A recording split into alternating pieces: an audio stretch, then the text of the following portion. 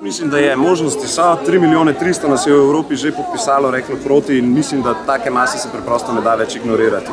In da je tudi že v Evropskem parlamentu, ko so glasovali v resoluciji, že takrat so se zadeve rahlo lomile, zdaj, ko je pa še toliko več ljudi, zopet protestiramo, se že tretjič odpravljamo na ulice po celem svetu, mislim, da je to kar dober signal politiki in da bodo spremembe. Danes pričakujemo, sporočamo predvsem to, da je potrebno sporazum CETA pregledati, preden bomo o njem glasovali. V naslednjih mesecih se bo odločalo o njem, obsežen je 1640 strani, vlada je pa doslej morda na A4 strani informacijo o njem dala in mislim, da to ni primerna podlaga za glasovanje. Še ni bilo, edino, kar je bila resolucija o tej tipu, kjer je Igor Šoltes glasoval proti, Tanja Fajon in Ivo Vajgl sta se vzdržala glasovanja, ostali pa so glasovali za resolucijo. Ja, jaz mislim, da so to eni najbolj nevarnih oziroma neugodnih sporazumov, ki jih bo Slovenija kdajkoli sprejela oziroma pa cela Evropa. Ko bodo podpisan, se ne bo zgodil navidezno nič posebenega, zgodil se bomo normalno, lepo sončno jutro, če bo takrat, ampak posledice se bodo pa na dolgi rok pokazale tako na javnem sektorju, naravnih virih, demokraciji, skratka, vse to bo postalo, lahko bi rekli, neke vrste podarjena dobrina, ki si jo bo treba ponovno nazaj izboriti. Tako da, po mojem mnenju, sporazum bo podpisan, ne glede na pritiske javnosti, ampak potem se bo pač ta boj sam še zaostril.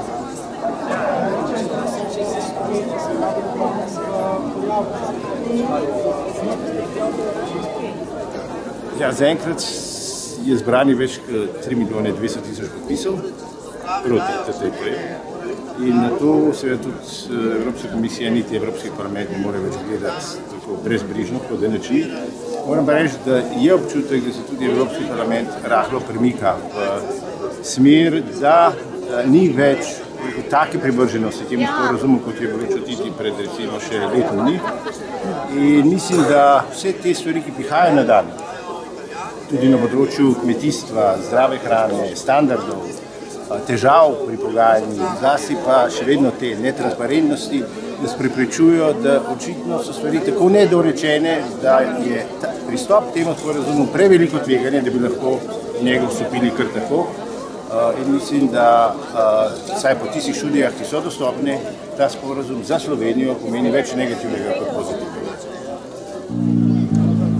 Še predom človeških laži, kot stolbek svobode, ki v trni žari. Sledimo korakom upora duha, ljubujemo času sodobnega sveta. Bitke pogumnih in srčnih ljudi, za nas niso zgodbe pozabljenih dni. Za njih naj naša pesem živi, za njih naj k soncu mi dvigamo pesti. Dvignimo glave za vse, ki trpi, podajmo roki vsem, ki krepeni. Misli premnogih, ki sejejo strah, spreminjamo barve vseh človeških nas. Dvignimo glave za vse, ki trpi, podajmo roki vsem, ki krepeni. Misli premnogih, ki sejejo strah, spreminjamo barve vseh človeških nas.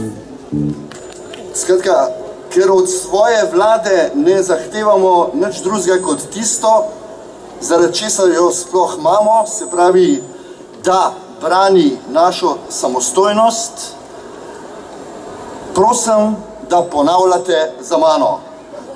Oče naš, ki si na mestu predsednika naše vlade,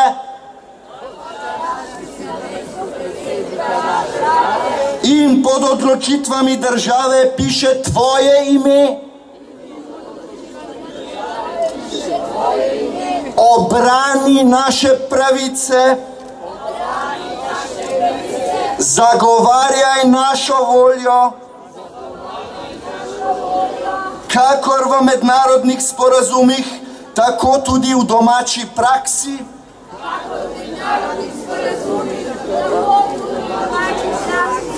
daj nam še naprej po naših standardih neoporečen kruh,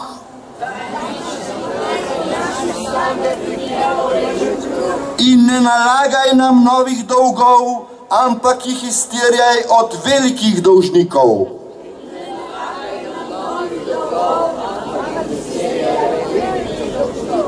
In ne prodajaj naše prihodnosti,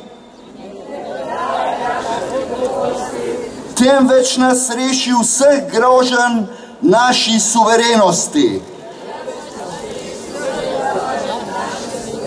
Oče naš predsednik vlade, a bo šlo?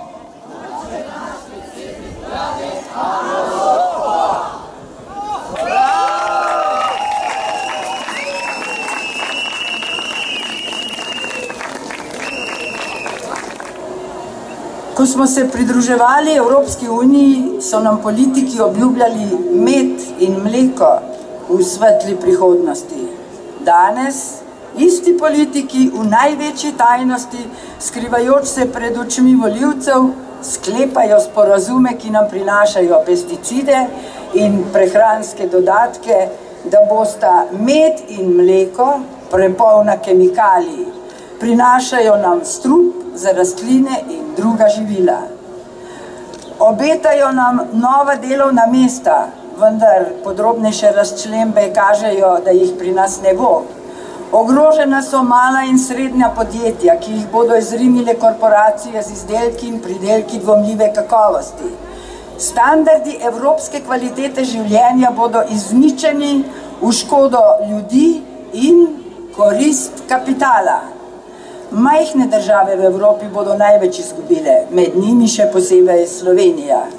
Čezatlantski trgovinski sporazumi ogrožajo delovna mesta pri nas, ogrožajo naše kmetijstvo kot panogo v celoti in ogrožajo tudi javno zdravstvo, izobraževanje, kulturo in še marsikaj skupnostnega in javnega. Vendar nam ne morejo vzeti boja proti zaroti molka. Zahtevajte transparentnost na vseh nivojih. Trgovinski sporazumi so pisani strani korporacij za njihove lastne interese. Trgovinski sporazumi so grožnja demokratični državi. In ne pozabite, za otroke gre. Zdaj vas pa pozdravljam, prisrčno pozdravljam v imenu Društva slovenskih pisateljev. Ameriške sanje se z rekami beguncev spreminjajo v največjo evropsko moro, pa še nam jih ne prenehajo prodajati. Zdaj so jih preoblekli v tajne prostocarinske sporazume, ki naj bi pomagali predvsem nam, Evropejcem. Neverjetno.